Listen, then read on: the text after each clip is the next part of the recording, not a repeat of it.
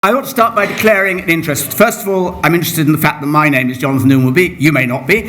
Secondly, in addition to writing books and making programs of one kind or another, etc., I have a special interest, which is that I've been involved in this territory broadly for a long time. I've been president of CPRE. I've been president of the Royal Society for the Protection of Birds. I've been president of the Soil Association, you name it.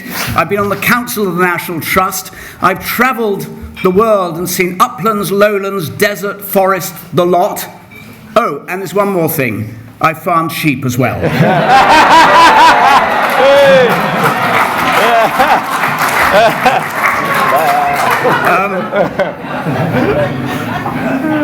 The form of this is very straightforward. There's a radio programme which I do called Any Questions. It's roughly that form. We've got a panel which I'll introduce in a moment. I've got some questions that have already been put in, and I'm going to go on those, and then I'll come to you after we've discussed each question, or not, after we've done one question, I'll come back to you to pick up on that question. Don't go off on one, just deal with that question, right? And make your point or ask a question of whoever you want to ask it to.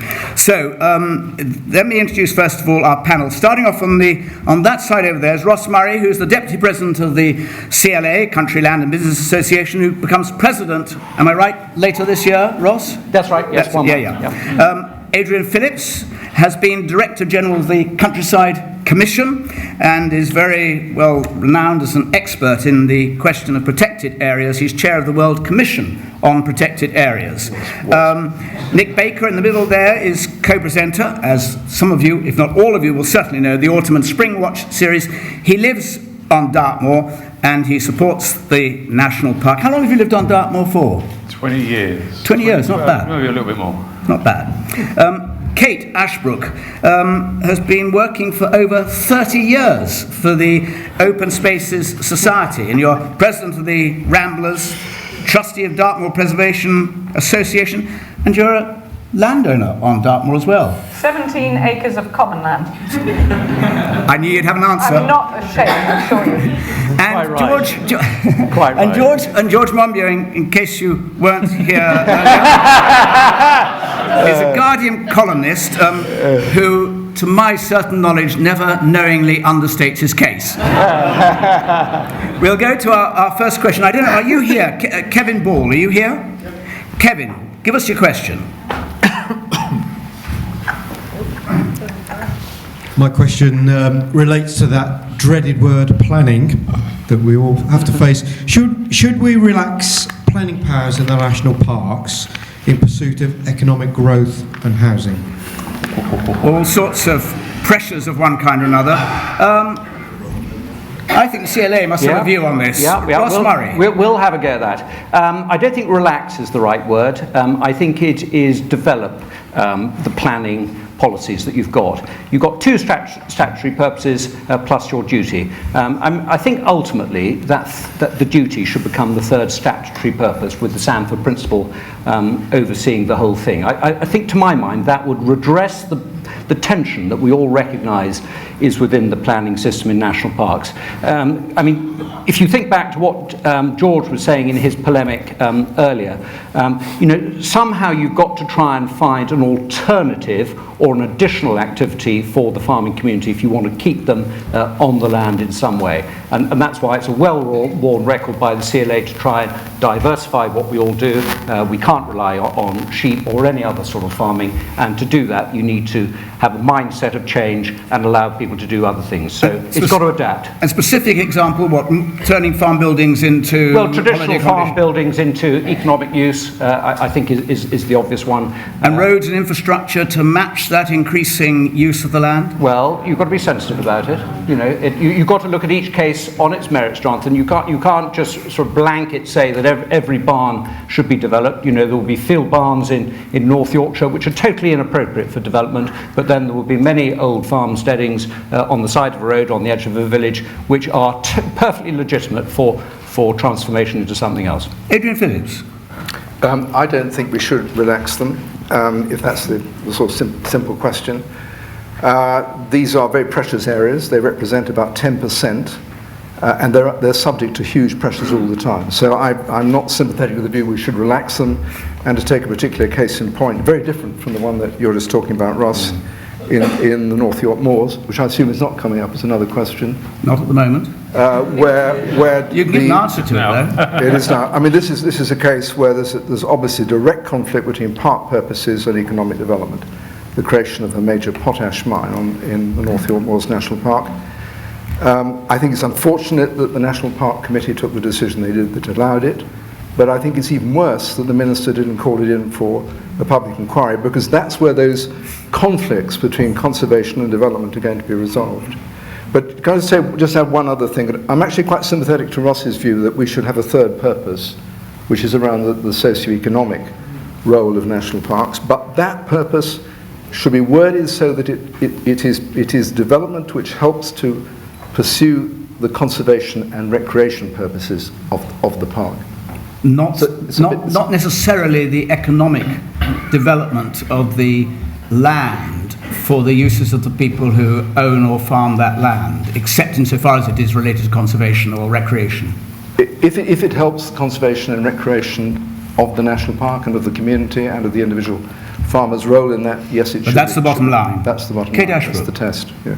Well, I'm absolutely with Adrian on this. I think our national parks are so special, and the planning system already allows a lot to go on there, but I really wouldn't want to see the planning system relaxed in any way. I want the park officers to have all the strength that they have. So what are you fearful that might happen if Ross and the CLA prevail in the argument? All sorts of commercial development which is completely inappropriate, and also the sort of buildings that you get in a lot of the countryside now, just really ordinary, rather ghastly buildings, and I'm afraid I'm a traditionalist. I want to protect the parks' special qualities. That's what they're there for. Nick? Well, I can only come at it from my own personal experience of living within a national park. Like many, I was attracted to Dartmoor because it is in a sort of a bubble. It is a sort of place where there is some biodiversity left, albeit not much, but it is there, and it is hanging on. So it's the whole character of the place that creates that other income that all my friends and colleagues in my community talk about, which is it's not so much the farming landscape now, it's the tourism. So I live in a lovely little, very pretty little place called Chagford, just around the corner, and people come there to stay to enjoy the countryside. The problem is we're in danger of, with a lot of the planning that's going on at the moment, I think we're in danger of killing that golden goose. The aesthetic of the place is changing, not to mention the actual functionality of the thing that attracted me, which is the biodiversity. And what is the aesthetic of define the aesthetic of the place? Well, it's the little narrow windy lanes and the hedgerows. We have more hedgerows, I believe, in Devon than the rest of the UK added up. I believe I'm right. Rest of the world, actually. The rest of the world. There we are. Okay. Even better. So we've got this situation where we're jamming houses in. I mean, there's houses going up all over the place. I know for a fact that not many of the younger people the people born and bred in the area are able to afford those houses. So they've been pushed out further and further to some of the towns and cities surrounding. And yet they're the ones that understand the landscape probably more than anyone else and could actually look after it or have some pride in it. What's happening is it's becoming very urbanised. And I think that, whereas, I'm going through a process at the moment, so I'm seeing houses going up, which is killing, I'd say, the entry of my community. So brand new houses, they're all retirement houses apparently, right next to a school, noisy school, main road. Not sure how many people are going to buy those, but so that's going on. But at the same time, I'm applying for planning permission to get some cladding on my building, which has got, and it's not even traditional cladding, but I'm having trouble even getting that through. Yet I'm seeing these massive establishments, these brand new buildings going up, rather than just the ability. So my ability to look after an existing building is compromised. Whereas actually, I'm seeing all this brand new stuff going up, which I can't really see benefiting not just the national park, but also its other industry. George, without for the moment going back into it, we might come on to it again. The rewilding issue in this context. What view do you take, given one thing from what you said earlier, that there has to be an alternative source of income for those communities who are living in the uplands or in the national parks? Well, I was dismayed by the development which is taking place in the Cairngorms National Park, where there's a great big housing development, not for local need, but for holiday homes. Now, any planning laws which permit that to take place in a national park are not just relaxed, they are positively horizontal. And so, the idea that we need to have laws which are even more relaxed than those which allow a great big development of holiday homes to take place in a national park, that seems crazy to me.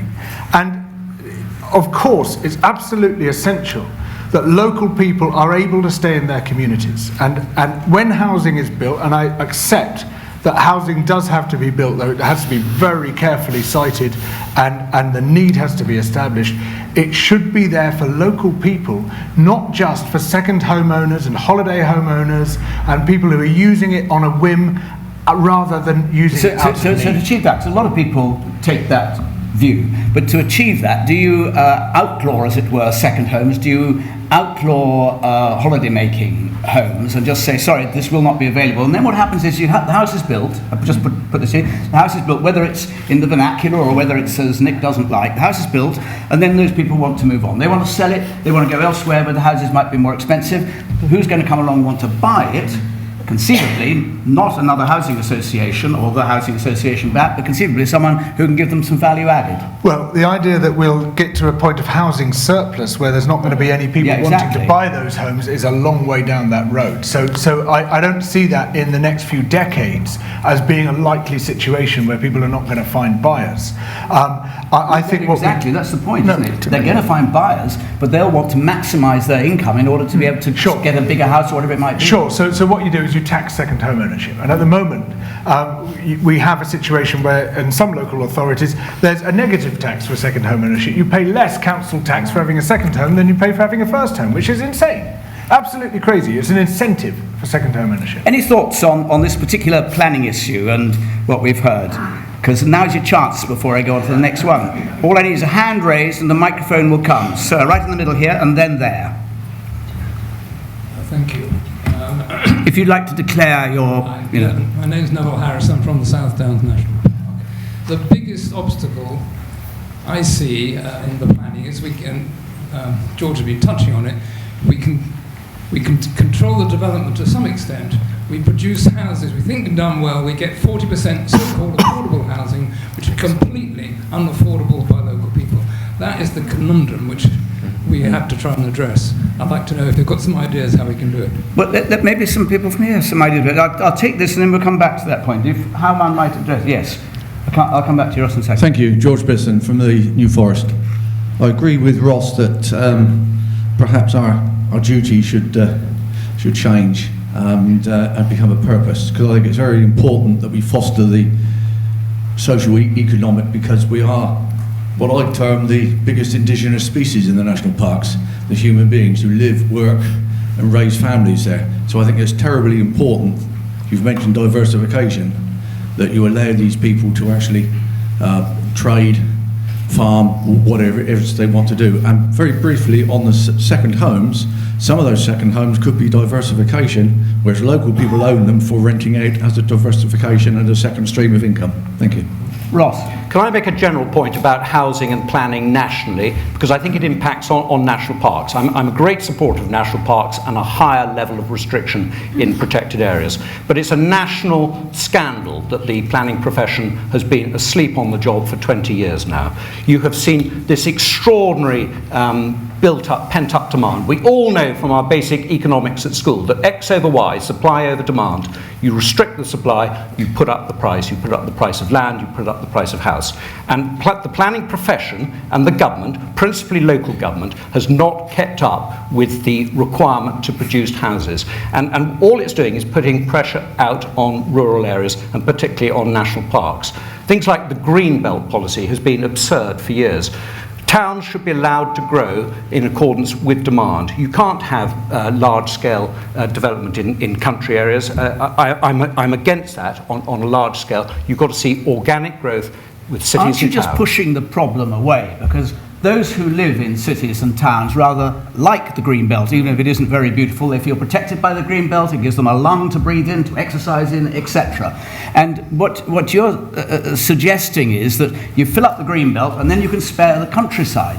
It doesn't quite work like that, does it? Because there's pressure too locally in the countryside, in rural areas, to keep communities in rural areas to have a bit more housing that is affordable, so that people who live there and have worked there, who want to live there in whatever profession or job they're in, can do so.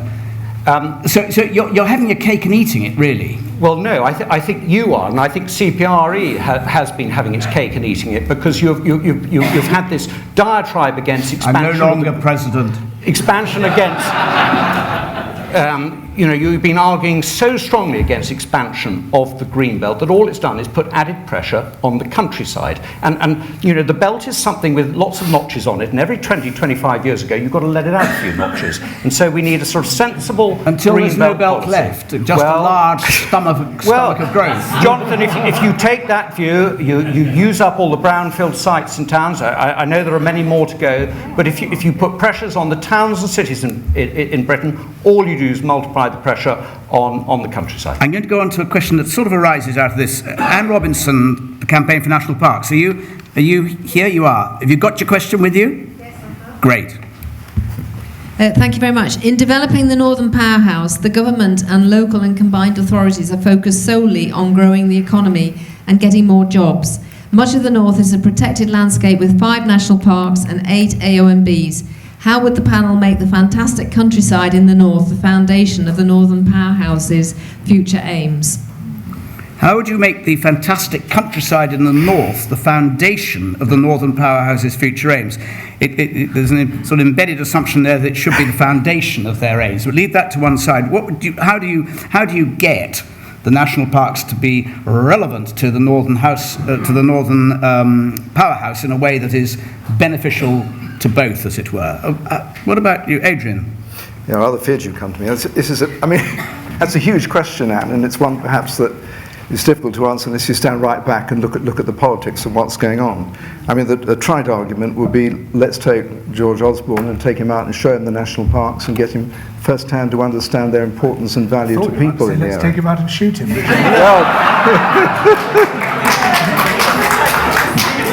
Well, maybe one of those grouse moors, that might be the accidental consequence.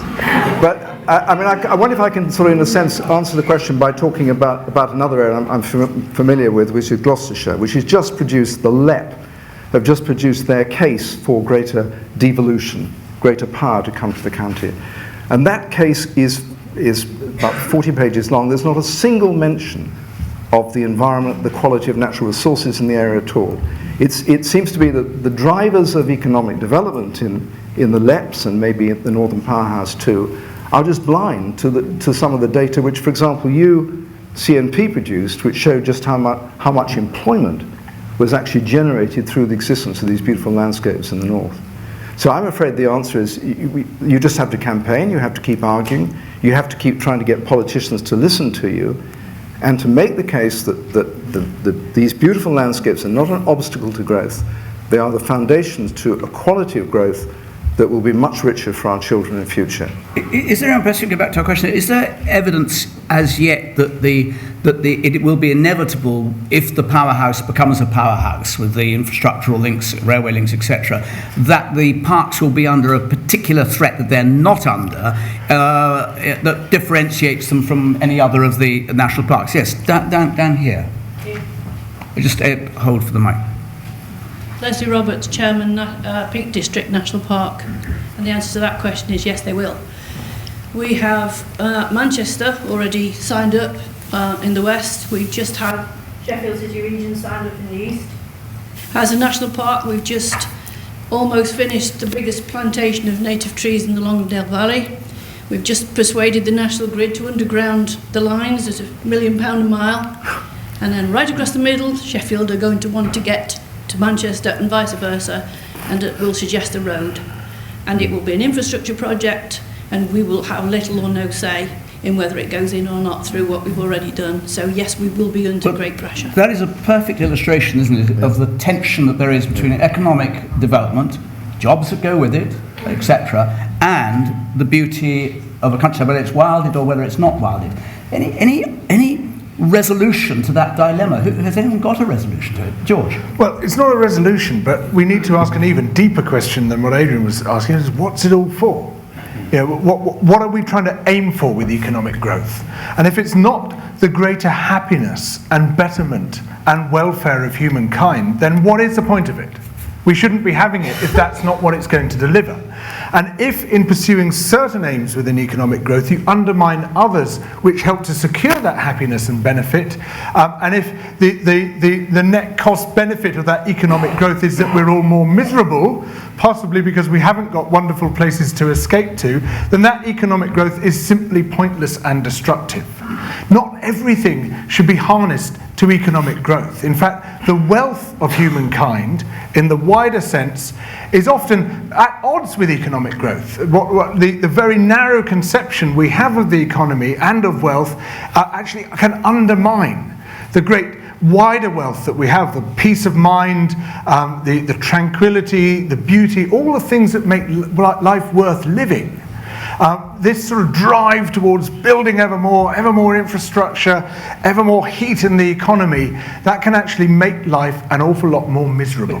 George, you and others have an historical sense of this.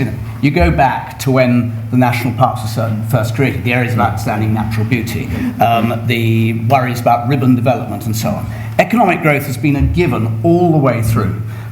Governments are elected because they promise economic growth, by whichever route. Yeah. So what you're talking about is a very long-term cultural economic shift, which is not immediately, as you'd be the first to concede, realisable. Is there in the shorter term, perhaps someone, this is not to gainsay in any way what you're saying, but is there in the short term any way, what would you do, going back to you, what would you do about the predicament that you've just, I don't know, would you say no, the road may not come through? Yes, I would, because if Crossrail can go underground and down south, so Manchester, Sheffield can go underground under the park, but that won't be the driver, because the driver will be a quick win, and the quick win will be the road. But presumably there will be a lot of people in the Manchester conurbation who, and in the area around, who will treasure the Peak District National Park. Certainly in Sheffield, but 33% of Sheffield is in the park, and they consider it to be their back door and their playground and their green lung and their green prescription and all the rest of it. But they'll have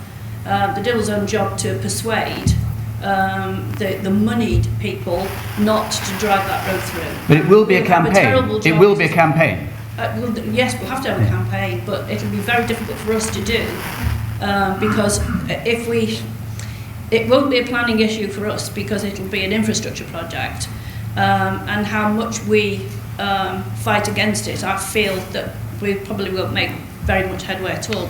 We're feeling particularly helpless about it, to be honest. Ross, this seems to me, in the face of it, this I have real sympathy. I mean, my members in counties like Buckinghamshire and Staffordshire and elsewhere are wrestling with the whole question of HS2. Okay, not in protected areas, but it's the same issue, and the line is going to be incredibly disruptive and change people's lives. So I sympathise, but on what designated protected areas should do about economic activity generally, I think we must recognise that the principal economic activity, which is farming, does not have a great upside. And as George rightly predicts, the prospect of support from CAP is precarious. Who knows where we're going to be in Europe in 2017? That's not a given. Would a British government support rural development and rural activity anything like to the same extent that we get through CAP? I somehow doubt it. And so the prospects are not good. And I just think we have to sort of be imaginative and change. We spoke about planning policies. I like, in part, what George is promoting through rewilding, particularly if it's funded through ecosystem services. I think that's, that's a really interesting concept, and it will work for some landowners and farmers who want to try it, and it'll work for many charitable bodies too. But I think we've just got to sort of look at ourselves on the cusp of change. The world's going to change massively in the next 10 years, and it revolves really around money or lack of it. Anyone else want to come in on that? Yeah, well, I mean, this is a campaign. So, in theoretical terms, you identify the decision maker, and then you get all your evidence together to persuade that person or body. And there is a lot of evidence about the benefits of designated areas, the benefits to health. But you've got to obviously put figures on those, and then you've got to get all the many groups together who, in their ways, can influence that decision maker. And it may be through votes, but it's a very exciting campaign. And I think that it is winnable, but you've got to kind of break it down and work out how to do it. And Anne is a brilliant campaigner, so actually she didn't need to ask that question. She knows how to do it. Thank you. Margaret Underwood, Brecon Beacons National Park. You may or may not be aware that in Wales we now have the Wellbeing and Future Generations Act. It has been enacted, and that puts a statutory duty on all bodies, including national parks, to consider things in a very different way. And for those of you who are aware of it, I wonder how successful do you think that will be? Because as national parks, we're already being told the things that we have to do to meet those future goals. Give us an example. It's about health and well-being. We have to demonstrate how our activities meet health and well-being. We have to demonstrate how our activities increase cultural and diversity.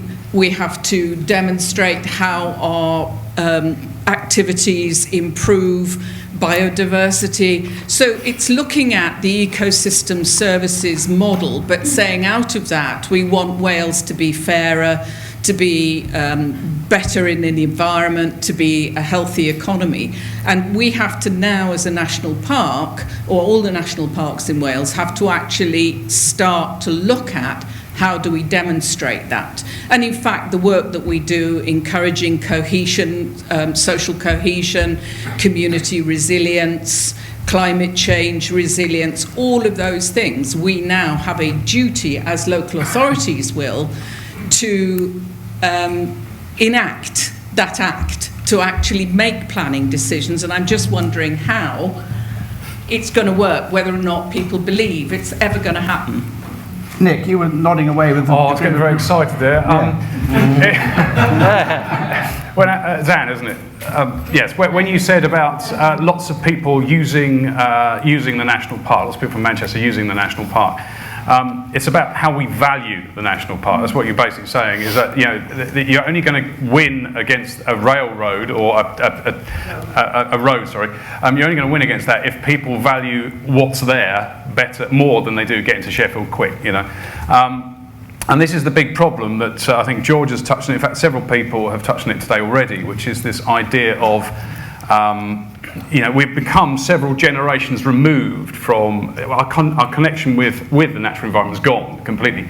So we are literally looking at our values have all changed. We need to reinstate those values. And unfortunately, none of this stuff's quick. So for someone like me, it's really depressing. Although saying that, you can take a bunch of kids out into the countryside and show them stuff that they've been walking, they might have gone to the national park with their families. They might have walked around a bit. They might have ridden their mountain bikes. They might have shouted a bit or thrown a stick for a dog or something. But until you realise your effect on the national park and what you can do for it and what the other things you can get out of it and what's there, and it's very difficult because you've got to look at it from a much bigger picture than just your immediate experience. But until they are, then we're struggling with this one. But you can see it immediately in a kid's eyes. But then it's a long time before that kid's going to be a politician, So it's we've got to find I haven't got an answer, but it's certainly a good observation. But this is the value is very important, and that's what you're talking about. Take one more, then let's move on. Thanks very much. Tim Knowles from the Lake District National Park. I wonder if panel members think we're perhaps, as members, a little bit too well house-trained. We've got in the National Park 2 critical planning issues coming up within months. One is a pipeline which will run across the north of the National Park and leave a scar 120 feet wide from Thirlmere to Cockermouth. And we also have, unlike colleagues elsewhere, an above-ground march of pylons across the southern part of the National Park. I personally am very uncomfortable about these projects, and yet there's almost a convention that we don't campaign, particularly because we're not supposed to be political. I wonder what panel members think about that. Let me ask Nick: Are you all too well house trained? Sorry, not Nick. I beg your pardon. I want to go to Adrian. You're not house trained at all. Not at all. Hey, you appear on television. Adrian. Are you too well house trained? Yeah. Too courteous, too reticent, too unwilling to take up the cudgels. On occasion, yes. I think, well, I don't want to personalise it too much, but I think the decision by North York Moors represented a walking away from a statutory duty, which was to protect the national park. And I hope the Lake District will fight it too. But, you know, we've got to accept the national park authorities are not lobbying, campaigning bodies by nature. They have a statutory role to uphold. That's what they have to do. And you're funded. And the Friends of the Lake District are out there. You're funded by the state, by government. Yes. And government does not want you standing in the way of other policies. No, they're funded to protect the national park. That's what they're there for. But would it be right to say that that's an uncomfortable relationship because it makes it more difficult to say about an piece of infrastructure, road, whatever it is, pylons, when government policy is directed towards bringing those into play, doesn't it? Does it make it uncomfortable? I can imagine it might do. Well, it's more... Sorry. Didn't used to. Well, it didn't used to, I have to say. I mean, it's all moved, hasn't it? Natural England now can't speak out against government. The old Countryside Commission could, the Countryside Agency could. Natural England is absolutely, zipped tight shut. And so I do think times have changed, and I do think that, but the park authorities, yes, funded by government, but there to protect the national parks. Yeah. So I really hope the Lake District will object to those, as I wish you'd objected to the Thirlmere fence. And, but also you do have the Friends of the Lake District. The pressure groups are there, and they're there to be fighting at your heels. Okay, I'm going to go on to our next, which again is quite closely linked to this. John Pemberton from the New Forest National Park. John? Do you want me to... It depends whether you think you can reach. Hello. You've got one anyway. Hello, John. There are issues in the public eye, like reducing use of carbon fuels and air pollution from motor vehicles and agrochemicals. And I could add to this George Monbiot's desire to rewild the uplands. These are issues which have impact on national parks achieving the purposes for which they were created. National parks are often unwilling to lobby publicly. Should they be, or should they do more to shine the light on such issues? If so, how? Agrochemicals, carbon fuels, one might add in alternative forms of energy like wind power, etc. George? Well, anything worth having has to be fought for. Any public asset which is worth having, and that includes the atmosphere, that includes the oceans, that includes the integrity of the land, you have to fight for it. You cannot sit there passively and expect it to be maintained, let alone improved and restored, as I would desperately hope we can do over large areas. This is highly political, and we pretend to ourselves that we can do it in an apolitical way, that we don't have to get our hands dirty, we don't have to get involved in noisy campaigning to protect things. It just does not work like that, because there's a lot of very well-connected and well-moneyed people who are driving the processes which are destroying the things that we value. And unless we get together, and there are far more of us than there are of them, those people will win. And they will win against the passively expressed desires of the majority of the population. But unless those desires are made active, unless they're brought together, unless they're made politically cogent and effective, they will be trumped every single time. Now, Kate mentions the muzzled agencies. Other agencies have been shut down altogether, like the Royal Commission on Environmental Pollution, like the Sustainable Development Commission. Entirely political decisions. At the same time, William Shawcross was made head of the Charities Commission. This highly political figure, basically to just stamp on charities which are going to start making difficulties for the government. These are highly politicised times that we're in. And we have to use whatever remains at our disposal and use it as cleverly and as strategically as possible, or we begin to lose everything. It isn't, am I right? Although you think there are elements of party politics, it's actually, this is a bit cross-party. If you talk to the previous chair of the Sustainable Development Commission, he'll tell you he had one meeting with Tony Blair and then never saw him again, having been promised that he'd have immediate absolute access on sustainability. I mean, this is the centre. This is the power at the centre saying, it goes back to economic development and the ways in which people seek economic development. It's the permanent tension. Well, and there is a political consensus around that. I mean, it's being slightly challenged now because of the new direction the Labour Party is taking, but until very recently, they've just all been focused on a very narrow part of the political ground, saying we're just going to go for growth at all costs. Anything which stands in the way is an enemy of this broad political programme which the major parties had all signed up to. And that wasn't being sufficiently challenged by the media as well as by campaigning organisations. And so this hegemonic situation developed where anybody who stood up against that, because they were so isolated, their voice was so isolated, they were characterised as a kind of enemy of the people.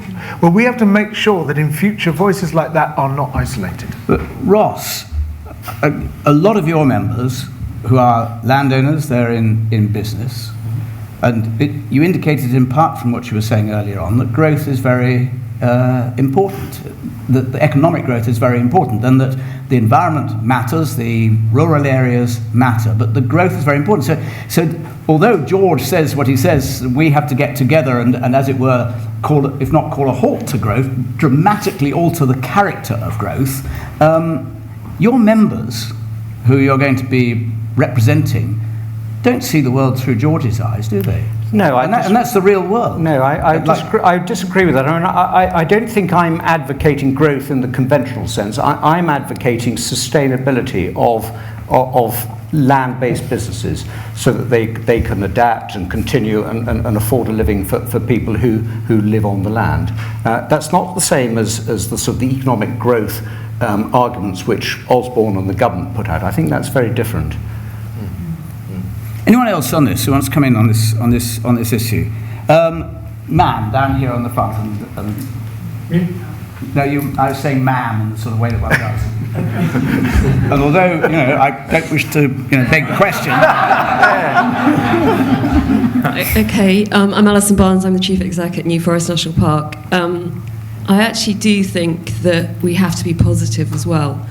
We work very closely with CLA and other economic actors, if you like, in our national park. And there are some incredible examples of where you do get the win-win. Now, I think a lot of this problem comes down to rhetoric as well, because I think people feel that inherently you have to either have the environment or you have the economy and development. Well, that has to be rubbish if we're going to go forward. We need to encourage leadership from across all sectors in order to change that conversation and be creative. And certainly I can take you to many places in the New Forest where that creativity is happening. So I think we may need to sort of turn it on its head. In my experience, those examples are far more compelling to policymakers. And of course, in the New Forest, you live on the edge of or surrounded by massive growth, economic growth in that conurbation. We have 16 million people within a 90-minute drive. And give us an example of this win-win that you're talking about. Well, the kind of win-win from which you could generalise and say this is win-winnable all over. There's lots of small examples, but things like businesses which are running sort of farm shops, supporting the common aim community, getting produce from sort of larger farmers as well. Also produce going into the carnival sort of cruise ship industry in Southampton. And all of those are very much things that sustain the landscape as well. I guess a lot of them are centred around tourism, but there's also sort of niche industries in our area like the marine industry. And smaller scale sort of operations like that. And are you, given those the pressures around, is it both proving sustainable in that you're keeping jobs and economic activity alive in the national park, but easily being able to withstand the pressures of another kind, which we've been hearing about, that would do damage to the it's national interesting park? you talk about devolution, because ourselves in the South Downs are very much part of our devolution bid in Hampshire, which is the sort of southern version of the Northern Powerhouse, for those of you who don't know. And actually our rural strand is very strong. We're very closely working with CLA and others, because actually I think that our people down there, our leaders do believe that the world-class environment equals the world-class economy. Because we're under pressure, we know we have to do it. So I don't know if that answers your question, Jonathan, but I feel that maybe it is that pressure that is making us feel that we have to be creative and challenge the rhetoric of it's one against the other. Yes, there are pressures, but I think our partnership is as strong as I've seen it being for a long time, actually, because we know that we have to work together to do something different. And right next door to you. I was just going to come back on my question and make a suggestion in regard of the national park and how you match, how you overcome the problem which was described of Natural England not being able to take a position on anything. We at least in the national park, I suggest, have the distinction between the officers of the national park and the members. And the members are often councillors on district or county or parish council, and they are in a position where they can make statements without freeing the constraint of being government agencies or however we describe them. So I think that is a mechanism where alternative views can be put across through the membership of national parks. Given the pressures on national parks, a slightly different approach to this from Peter Charlesworth and the Yorkshire Dales. Peter? Mr. Chairman, Peter. This is in fact suggested by some of our members because it's a different tack altogether as far as national parks are concerned.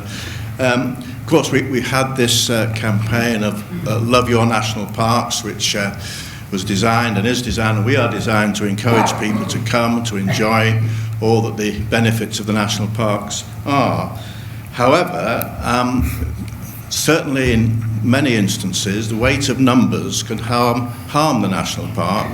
In particular, in the Yorkshire Dales, we have the Three Peaks walks, which are so popular that the whole terrain has been thoroughly eroded, and it's very expensive to maintain it and repair it, and then you can have scars of pavement and so on. Is there a case for controlling the numbers, controlling in particular recreational events in the national parks, which can in fact be overloving them? President of the Ramblers, Kate. Yeah. It's often said that Ramblers have that impact on as well as off-road bikes and the rest of it, and as well as big events. What's your take on the answer to that question? Well, in general, they don't have that impact. In general, people, well, certainly are well behaved and don't cause problems.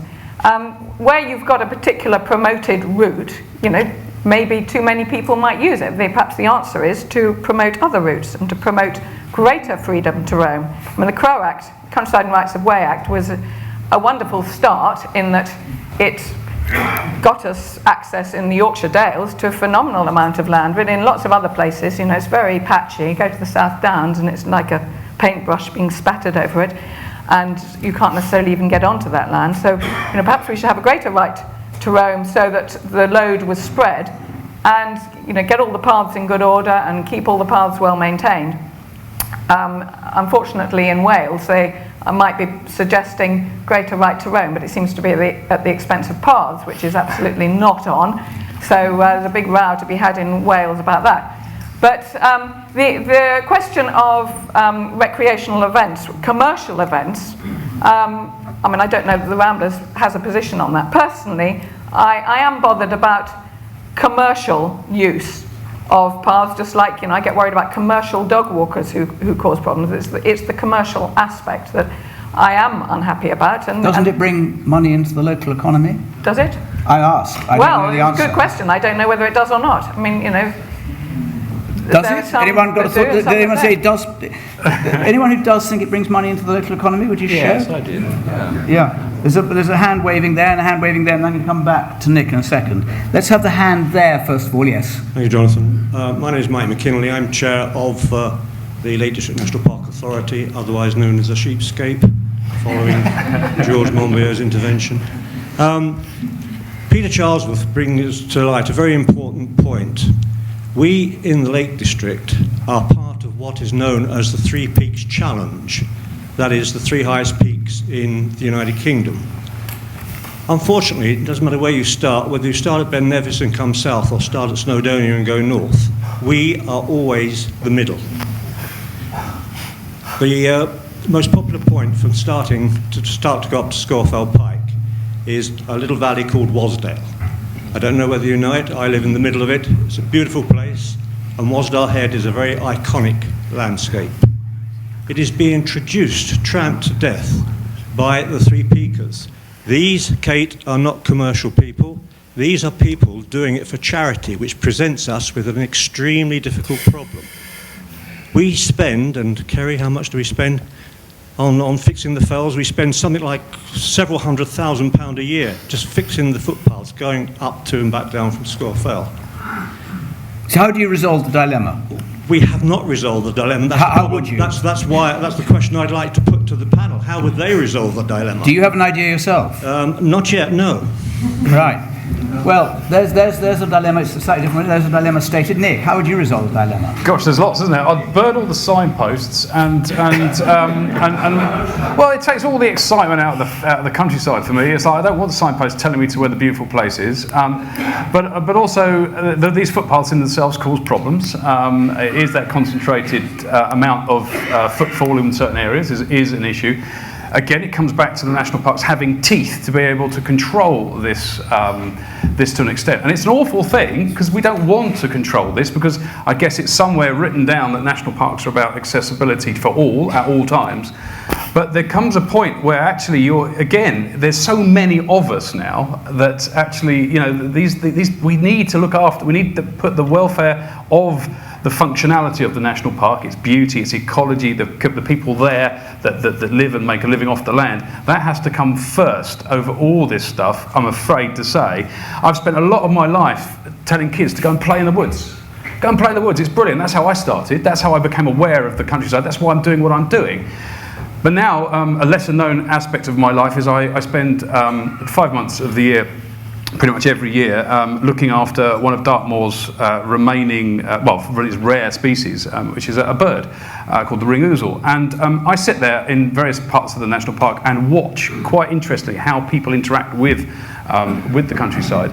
And it's a big issue. We've got several examples where you can sit there and you can watch people who think they're on their own in the landscape, going up a path or finding their way up to a tor. And you can I'm sitting there watching a bird on a nest down here, and I'll be there all day, and I'll watch 40, 50, 60 people doing that same solitary journey. And it's a very difficult thing. And as a consequence, I know for a fact, and I know that lots of people who work within the National Park, with farmers included, can say tell similar stories. And if it was for the fact that we can change the accessibility, even for a short period of the year, for the greater good, that's an awful phrase, but then I think we need to be able to do that. And we've got an issue. We have a famous walk down here. We have the 10 Tors, and it's brilliant because you see young people out on the moor, which is incredibly rare. Unfortunately, there are young people out on the moor, and it's changing, but there's this respect thing for the environment they're moving through isn't always there. It's been placed in their heads now, and there's a bit more control on it. But equally, this playing in the woods thing I started at the beginning is, it's a case I want them to play in the woods, but not those woods, and not like that. And it's this case of we have to find this comfortable place. I don't know what that is, but it comes with understanding your impacts on the environment around you. So it's a greater awareness and education, and of course a control over that the people and where they move. I'm going to feed into exactly that. Another question, if you would, from Michael James in Pembrokeshire, which touches directly to this, speaks to this. Michael, are you here? I am, sir. Right, can we have yours? Can't see you. Oh, there you are. Thank you. My question, sir, is should there be a right of access to land and water in England and Wales similar to that in Scotland? Be great, wouldn't it? Which is be fantastic. Which is, well, Kate, just define the Scottish right of access in statutory terms, can you? Okay, well, I'll do my best. It's a right on foot, horse, and bike. Mm-hmm. And there are people here from Scotland who can correct me. Really, to any land subject to a code, an access code. And the access code has all the kind of restrictions that we're familiar with about, curtilages of people's properties and crops. And you walk along so you can't just walk across someone's croft? No, you have to walk, if it's a cropped field, you have to walk on the tram lines, and you mustn't break things. And I've got a friend in Scotland who just the other week woke up to find some German tourists cooking sausages in her shed. which was, they just went, well, you can go anywhere, can't you, in Scotland? It's true. What did your friend do? Well, having a nice time. I don't know. I'll be torn whether to join them for a sausage or tell them to sling. I think she's done to sling their hook in the nicest possible way.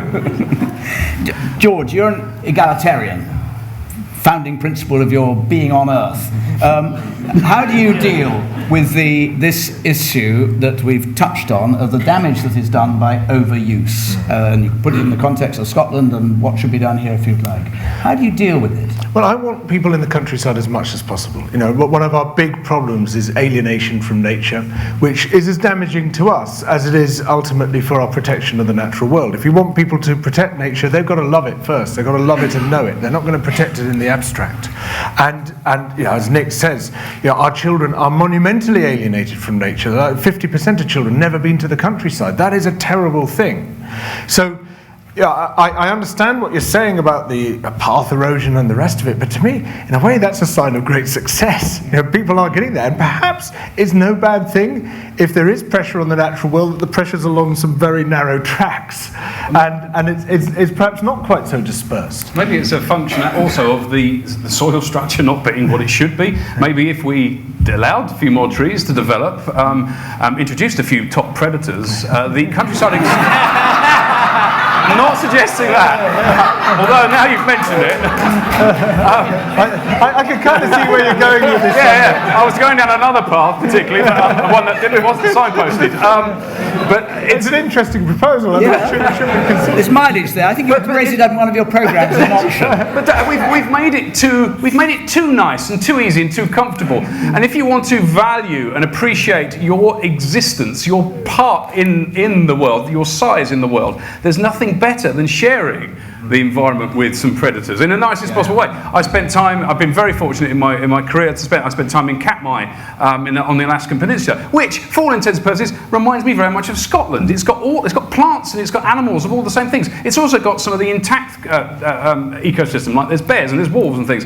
But when you walk through that landscape, you don't walk through it not hearing anything or not seeing or not smelling anything, because you have to be aware of what's around you. If you hear that twig snap, that could mean something very significant for the rest of your life. Whereas in this country we don't. You might get bleated at as, the excitement and the respect's gone because of that. Maybe it goes way back to this way that we've flattened the landscape and we've tamed everything to the point, and it's because we're Little Island, of course, as well, that we've actually lost that relationship. Adrian, how do you reconcile the problem that was raised in the question with the solution of with the solution that's on offer here, top predating? Well, I'm slightly worried about this because if we now have a big debate about should there be the Scottish right of access in England and Wales, I think we're missing a key point, which is that the present level of access is not being properly managed. There's insufficient money and declining budgets going into the rights of way and to the access land. I'm not sure whether the DEFRA is actually going to complete that vision, that lovely vision of access all around the coast. But I'd rather see all the effort and money put into getting our existing rights of way back into shape rather than starting another big debate which will probably set one group against another. And what do you do about the question that preceded that, which is very, very popular, the Three Peaks, whatever it may be, actually erodes and damages the landscape with damage to habitat as well, which George says he buys into, accepts that as a price. Yeah, well, that's what we have national park authorities for. They're there to plan and manage that potential conflict. There is, after all, the Sanford principle that says when push comes to shove, you protect the environment against the damaging impact of people. But you can use lots of management tools, zoning, pricing, publicity, closing off things at various times and so forth and so on, to manage that relationship pricing and make sure that people get the access. Pricing gives privilege to those who can afford. I wouldn't give pricing as an example. You wouldn't? Well, you just give it. No, gimmick, no, information. You said, I heard the word Did I say pricing. pricing? Yeah. Oh, well, Did I he? apologize. Hands up. Oh, well, I'm guilty. Yes, down here. Thank you. It's Sarah Fowler, Chief Executive at the Peak District National Park. And I want to pick up on the comment around sharing and value, because I want to tell you the story of the ring ousel at one of the estates that we own. Of the what, sorry? Ring ousel. It's a An estate that we own at the... we've got an amazing... Does anyone not know what the ring ousel is? Let me tell you. If you want to know in detail, after this, Nick will be available for... We have the fantastic benefit of having the ring ousel on an estate that we own. It's called Stanage North Lees, an amazing climbing edge in the Peak District. And 10 years ago, we had a position when we had conflict between nature conservation and the climbers. And we were finding that we were getting nowhere. It's about a different way of thinking. We turned it on its head. I was not part of this, the team was part of this. Turning it on its head and looking at how we connect, engage and see a value. We now have a position where the British mountaineers are actually doing exactly what you're doing, Nick, at Stanage North Lees. They are giving up their time and spending their time to protect ring ousel nests during the climbing season, and they're supporting protection of those nests because they value it and they care for it. So it's about a care with share campaign that we're trying to take And across. does that come essentially through dialogue? Yes. Yeah. And we're trying to expand that out through... We also have a problem in the Peak District with cars and parking. And people using not using our car parking and parking on the road. And it's about turning on its head around, looking at how we manage our car parks to encourage people to park there for a reason, about caring for the landscape. It's a very different creative way of looking at it. It does take an authority with that ability to think differently to do that. Takes a lot of diplomacy. Yes. Down there. Yeah. Can you hear me all right? David Warnock, Laclomond and Trossachs National Park Authority, and several other hats as well. I think the key thing with the Scottish access, it's responsible access. It's not just a carte blanche, you can go anywhere and do anything, and that word responsible is absolutely crucial if this is all going to work. If we're going to get landowners, farmers, shepherds, stockers, working with canoeists, hill walkers, bikers, whatever. Two things that have come out from the Land Reform Act where this all came from. First one is local access forums, where we got everybody around the table, the landowners, the recreationists, the conservationists as well. And that was great because it was one of the few opportunities that we were able to do that, because in the past it's been a bit of a bun fight. One lot's been over here and one lot's been over there, and that bringing together has been very, very important.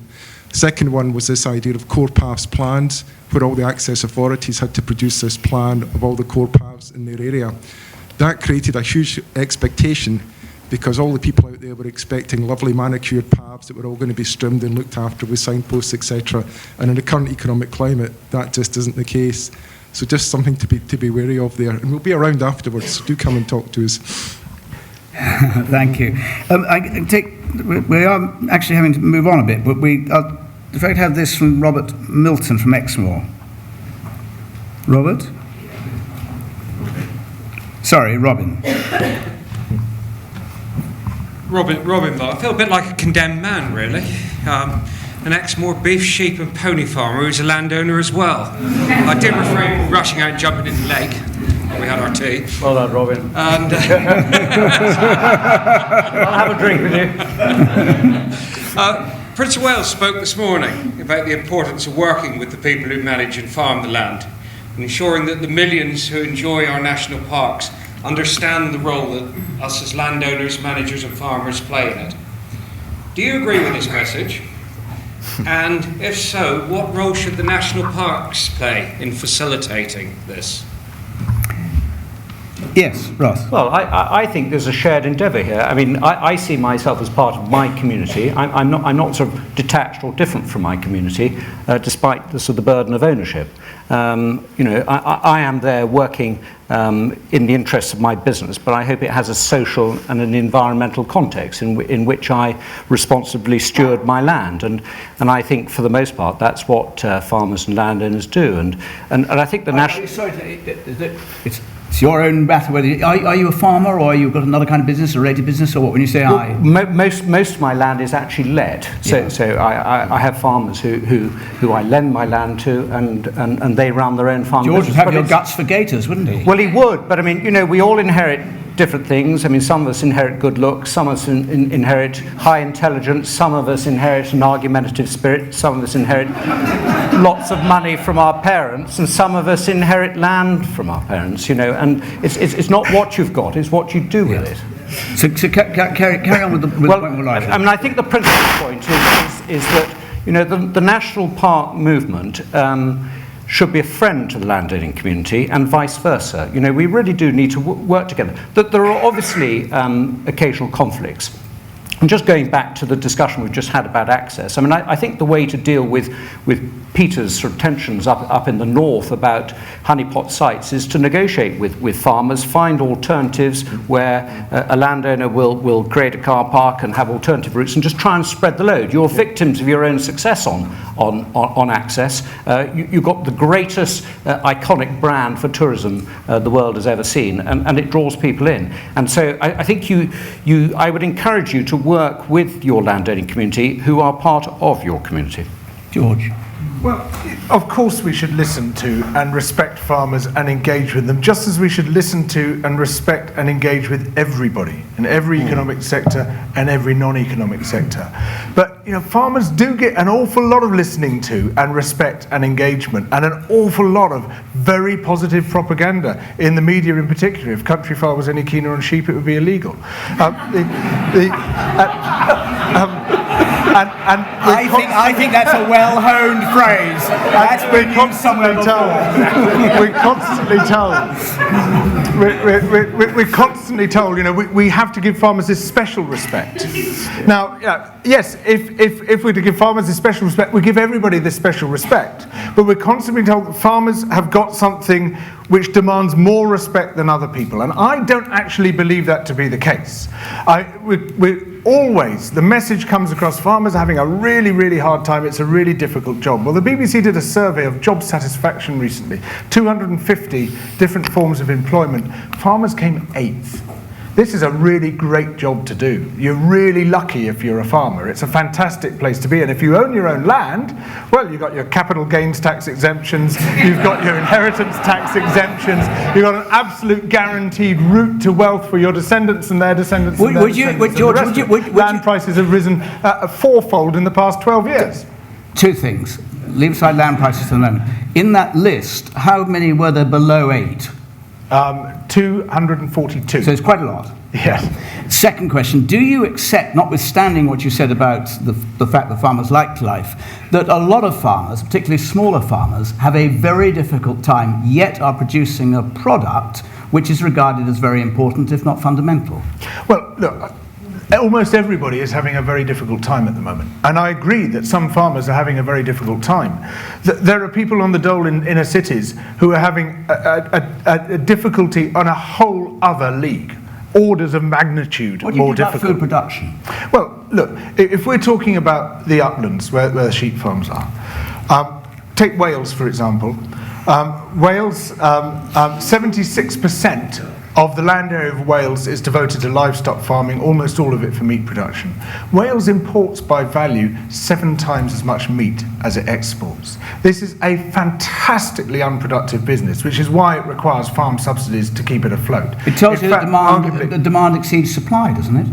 Well, and therefore, if they all went out of business, but they're not supplying. This is a problem. When you've got 1 sheep per 2 hectares, which is about as much as the land can take in many places, you just can't produce the supply which actually allows you to make a living. I mean, you're talking about a very, very low productivity. And in fact, the hydrological damage it does, the damage to the watersheds, could do, certainly in some places, so much damage to the farming and more fertile land downstream that the net food productivity could be negative in certain hill farms.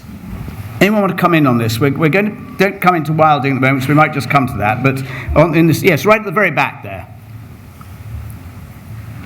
Hi, I'm David Butterworth, Chief Executive of the Yorkshire Dales National Park Authority. having grown up in the Socialist Republic of South Yorkshire, I can't believe I'm going to make this point to George Monbiot, but I will. Farmers and landowners are the most important people in national parks for national park authorities for a very simple reason. The model of national parks that we have in the UK is one of private ownership, and although there's a misconception that national park authorities have fantastic powers that they've been given from government, they do not. They have minuscule powers, which means to have any degree of influence on what's actually happening in a national park, you have to have a good relationship with the landowners, because they are the landowners, and that means farmers and landowners. And for us, it's 95% of the national park is in private ownership. If we didn't recognise that position, we might as well all go home. Yes, Sorry to make the point, George. George. There's a major difference between recognising the position and kowtowing. And what I see is a tradition not by any means confined to the national parks, but of extraordinary obsequiousness towards the owners of the land in this country, where we are very reluctant to challenge the claims they make and the damage which in some cases they do. Now, I recognise that the national parks alone cannot change that, but what the national parks can do is to change the conversation, is to stop basically carrying water for destructive land uses, to stop pretending that they are compatible with the protection of nature, to actually describe things as they are, rather than comprehensively misleading the public, as in some cases you do. Nick, how do you see farmers? It changes. It depends on the farmer, of course. It's like all these things. There are farmers that I do see eye to eye. I think they're doing a cracking job of looking up. I mean, basically, there's the idea that they're stewards of the landscape, which is true in many ways. But it also, the one thing I know a lot of some farmers are good at is squeezing as much as they can out of the landscape, as opposed to looking after it. So there's two different ways of looking at it. It's so difficult. That's like saying, do you agree with the zoos or something? You've got two very competing views. Yeah, I mean, you tread a middle ground between the two of you. But you have to. There's the biggest problem I find with any issues with nature conservation, which is obviously my bag, and the rest of the world, is this polarisation that goes on. I've just done it myself, right? So we all appreciate the countryside in one way or the other, and this polarisation that goes on between all farmers, it's like the same with the grouse moor thing. As much as there's been a lot of truth said about the management of grouse moors, there are some grouse moors that are okay, and it's a shame really that everyone gets tarred with the same brush, because it then creates this negativity. There's a lot going on in Scotland at the moment. I just came back from there last week running an eco tour, and I'm driving through this landscape, and it's really difficult to explain to all my clients in the back that there's all these signs saying RSPB not welcome, RSPB not welcome here either. I'm a vice president of the RSPB. It's pretty tricky. It's a tricky little argument to negotiate. They do a lot of great work, but there's been a lot of polarisation that's gone on. That doesn't help anybody. Is because of their stance on raptors. Yeah. Oh, and other things. But I mean, it's the dialogue. It's all about that dialogue. And if the dialogue can be fair, then we're, Well, like I'm saying, you're talking about polarisation. Should the RSPB not be trying to protect the hen harriers? And protecting the hen harriers in these situations means it's going to be confrontational, because there's a lot of landowners who just are out there killing them. I mean, are we not to do that? I don't hit them with a big hammer. But also make a model of the people who are doing it in a different way as well as that. I mean, it's very difficult, because you have to make a statement, I guess, to stir everything up enough for people to actually start looking for the truth in it all. So that's what's been going on. Packham's brilliant at that, as are you, sir. But that's what's needed. There's no point going, actually, we need to protect them a little bit. You have to go for it full on, and that's the important. So I agree. And down here. Thank you very much. I'm Peter Allen from the Lake District, a 17th generation sheep wrecker. I'm proud of it. George was talking about all the subsidies that are going into hill farming. We've had the word used about the damage caused. I was forced to leave a National Trust farm in 1984, where we farmed the traditional stock numbers that had been for years. We were asked by the National Trust to double the amount of sheep we kept so we could pay the rent. At the same time, we did some figures. We had 56 miles of footpath and 64 miles of stone walls. It cost us a man's wages a year to repair the damage that was occurring. We had a campsite right in the middle of the farm, right by the side of Brothers Water Lake, and we took all the hits of people wanting to get to the lake. When it came to the payments we were receiving, and you looked at what we delivered, good clean water, Manchester gets all its water, or most of it, from the lakes. The rivers have all been cleaned up significantly. You look at the value of recreation we get from the cities that are nearby, Greater Manchester and the conurbations, Liverpool, Blackburn. You look at the health benefits that have been mentioned today, and we've got the figures. We had an organisation called the North West Development Agency, which asked for those figures to justify putting more money into the rural areas of the North West. I have no shame in taking those monies. I'm not bothered if we change the way we get it, but we are delivering. The rhetoric, as somebody has mentioned in here, probably needs changing. Subsidies, if I stand in the middle of the Manchester and talk to Mr. Joe Bloggs, they'll not know what I'm talking about. If I say I'm delivering all those other systems, I'm sure they'll appreciate it for what they pay to come and see it. It costs them 60 quid to go and watch Manchester United. Hold on a second. I will bring you. Yeah. This is the chance to talk about George, is it? No, it's your chance to pick up on that in any way you wish. You've been hinting that there's going to be a George Monbiot rewilding question, and well, is this it? I mean, maybe I'm being obtuse. We just heard a rather powerful statement there about the role of agriculture, and I was wondering whether you wanted to pick up on that from your perspective. Well, I can't pick up from that, but I want to pick up in the sense from George's perspective. Okay, because then we'll leave it. It's George's. Okay. Okay. Well, thing that started it all. Go where you like. This is a free house. Good. Great. Well, good. I Okay. haven't had a Let me drink have a yet, go. but it's Great.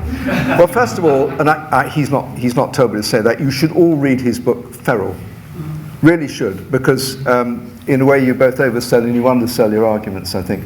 Because part of the argument I think that George is putting forward is that our modern civilized people's relationship with nature is now in a state of crisis. We don't have contact with nature. We behave as if we're in some fear of it all the time. A couple of beavers appear in a river in Devon, and it's a national crisis. They eat fish. I'm very sympathetic to this plea that we should be a little less nervous about nature, and also that we should find more space for nature and natural processes in our crowded country. And obviously, one of the places where that can be done are the big places like the national parks. So that argument that nature conservation in a creative way should play a bigger part in the future of our national parks is one I completely buy into. And incidentally, George, for one moment, you made a few passing references to IUCN's Category 5. The evaluation of the national parks, which actually Trevor picked up in his talk, was an exercise I was involved in. The national parks and the OMBs were regarded as protected areas against IUCN's test, but only just. And we said strongly in the report that unless the management of the national parks gives more space for nature in future, then that international recognition will probably be taken away. So in a sense, it was actually lending support to what you're talking about. But I also think that in order to get such a big change in attitudes, there has to be more dialogue, more understanding, and perhaps a little less aggression and polarization in putting those arguments forward, because they are very difficult ones for many people to absorb, because they go to people's livelihoods and so forth. But if in 10 or 15 years we have a number of wilded places in our national parks, I think we'll all be the better for it. I really do. I just want to bring you in on that, George, because when you were speaking earlier, most people here, I'm sure, heard, in your very powerful statement of intent, one of the things you said was, we didn't elaborate on it, was that not all of the upland areas should be wild, not all, but maybe the top. That was a very interesting point. Have you worked out to your own satisfaction what not all means, as they say, in this context? Well, the aim of Rewilding Britain, which I'm not speaking for, but is the group I helped to found, is to have 3 areas each of 100,000 hectares rewilded by 2030 and 1 million hectares in total by the end of the century. That is not a lot. That is a small fraction of the land. Do you know crudely what the proportion is of the uplands? Does anyone know what that might be? No, I don't off the top of my head. But I mean, it's probably about 5-10% of the uplands, something like that. So are you saying that in the world which you hope to, or they hope to achieve over the next 15, 20 years, that you would have it wilded in areas where it is really unproductive land, but that is compatible with farming, even sheep farming? Well, what I'm saying is, what I would say is that none of this is going to be imposed on anyone. No.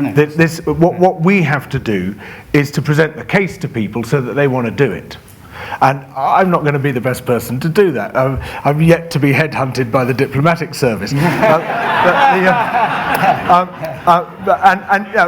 I see my role, and yes, I am a polarising figure, but I see my role as opening up space that other people can then occupy in a rather more diplomatic way than I can. If you didn't polarise too, Ross. I must tell you that George spoke last night in the Cauldron's Nest, which was to 150 clients of Savills, who are all landowners. And I have to say, I have to report, George, to my friend who spoke to me this morning, that you were very well received, because there is an appetite out there for change, for new ideas, and trying all these things, and I think it's very much incumbent on us to think laterally and experiment.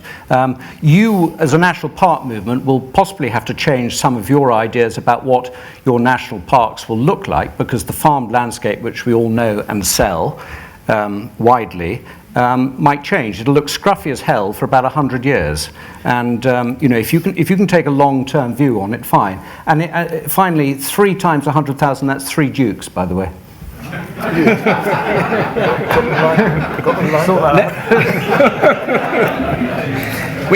We must wind up. There's one last question, which we'll take, which I think we might have.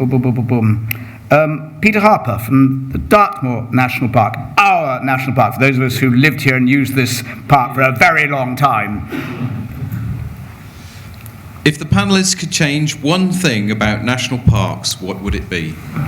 You can only change one thing, right? Sheep are ruled out of the answer.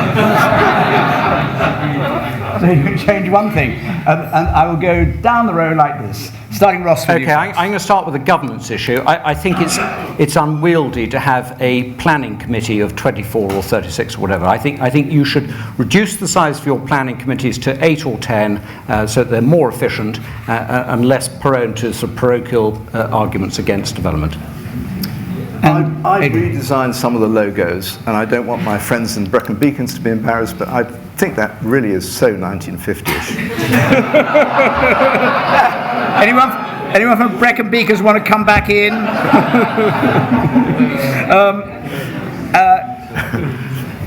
Nick? I would like to see, because it's all about the dialogue, I'd like to see more rangers out there looking after it and interpreting. That's what I'd like to see. Kate? I'd like to see all the savings on the health budget because national parks make us a healthier nation. I'd like to see all that added up and that money given to the park authorities to use to fulfil their purposes. Very good. And George? Well, you won't be surprised to hear me say I'd like to see them go as wild as they possibly can.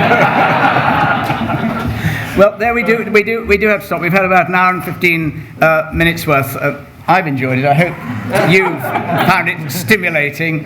And I'd just say I'm really glad that I came to have the opportunity to chair this, and my wish is that the national parks are recognised as widely as possible as being the forum for immense delight, immense pleasure, utility, and incredibly important. And you guys and women, my guys I use in a non-gender-based way, as you have to do, although we're a bit short up here, are fundamental to taking that debate forward. Thank Thanks for letting me share in it. Thanks.